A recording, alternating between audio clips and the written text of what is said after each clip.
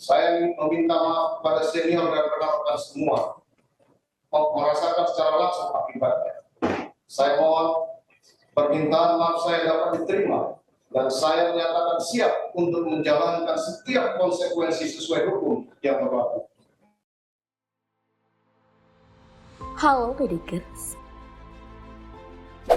Setelah menyampaikan permintaan maaf dan dipecat secara tak hormat dari institusi Polri pada 26 Agustus kemarin, masih saja kasus Brigadir J belum terselesaikan. Selain nama Ferdy Sambo, ada 4 perwira tinggi Polri yang juga pernah dicopot dari jabatannya gara-gara tersandung kasus miring. Mau tahu siapa saja keempat perwira ini? Tanpa mengulur banyak waktu, mari kita bongkar.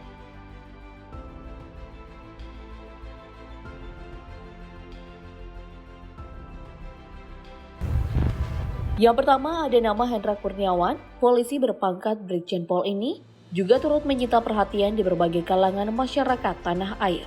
Ya, Hendra Kurniawan menjadi salah satu pihak yang membantu Ferdy Sambo mengaburkan fakta kematian Brigadir Yosua Huta Barat. Sejak tanggal 20 Juli 2022, Brigjen Pol Hendra Kurniawan resmi dinonaktifkan dan dicopot dari jabatannya sebagai Kepala Biro Pengamanan Internal Karopaminal di Propam Polri. Pada malam hari ini, Bapak Kabir memutuskan untuk menonaktifkan 2 orang. Yang pertama yang dinonaktifkan adalah Karopaminal, Brigjen Pol Hendra Kurniawan. Tindakan ini diambil oleh institusi Polri untuk menjalankan proses transparansi tanpa ada yang ditutup-tutupi. Sebelumnya, Brigjen Pol Hendra Kurniawan menjabat sebagai Karopaminal. Kini ia telah dimutasi menjadi Patianma atau perwira tinggi pelayan markas.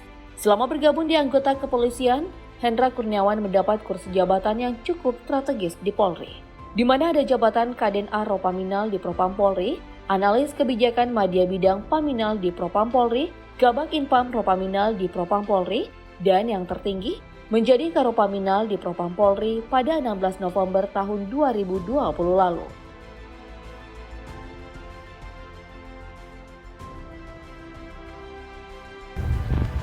Berikutnya Joko Susilo, pria kelahiran 1960 ini, juga salah satu anggota polisi yang pernah mencemarkan nama baik dan citra Polri di tahun 2012.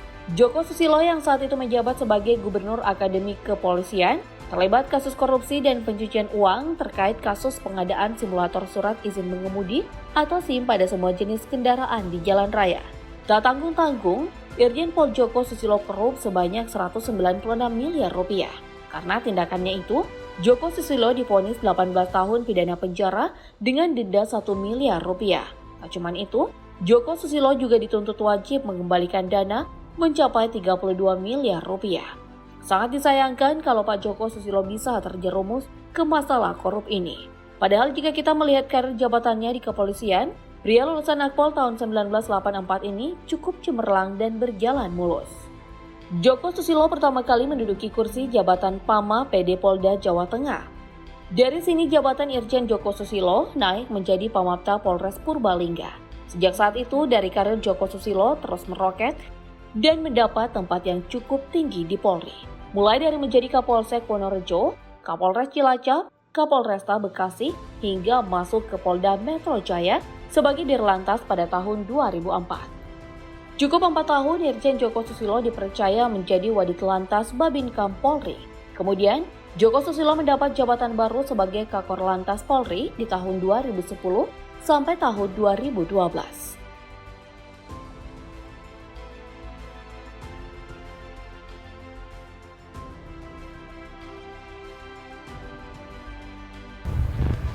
Next, ada Prasetyo Utomo. Brigjen Prasetyo Utomo merupakan perwira tinggi Polisi Bintang 1 yang juga dicopot dari jabatannya oleh institusi Polri melalui keputusan mantan Kapolri Jenderal Pol Idam Aziz. Brigjen Prasetyo Utomo yang menjabat Kepala Biro Koordinasi dan Pengawasan PPNS Barreskrim Polri dimutasi menjadi Patianma Mabes Polri. Alasan pencopotan jabatan ini didasari dengan tindakan negatif dari Pak Prasetyo Utomo. Diketahui kalau Brigjen Prasetyo Utomo membuatkan surat jalan untuk Joko Chandra. Dengan surat tersebut, Joko Chandra mampu bepergian dari Jakarta ke Pontianak secara bebas. Bahkan saat berada di Jakarta, Joko Chandra sempat membuat KTP elektronik atau IKTP.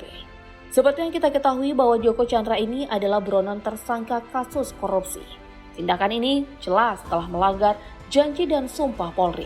Karena itu Brigjen Prasetyo Utomo diturunkan jabatannya oleh Pak Idam Aziz, sekaligus menjadi jabatan terakhirnya di Polri. Dari segi jabatan yang pernah dijalankan Brigjen Prasetyo Utomo cukup baik menurut aku. Sebab lulusan Akpol 1991 ini sempat dipercayakan beberapa jabatan tinggi di kepolisian tanah air.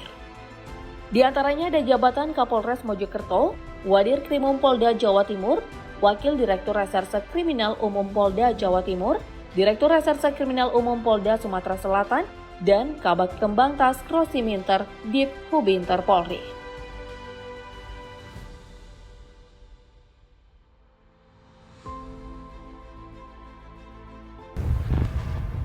Terakhir ada nama Susno Duaji, mantan Kabareskrim Polri ini belakangan juga sering muncul di layar kaca dan menjadi sorotan masyarakat tanah air. Karena Susno Duaji juga turut angkat bicara mengenai kejanggalan-kejanggalan di dalam kasus Brigadir J.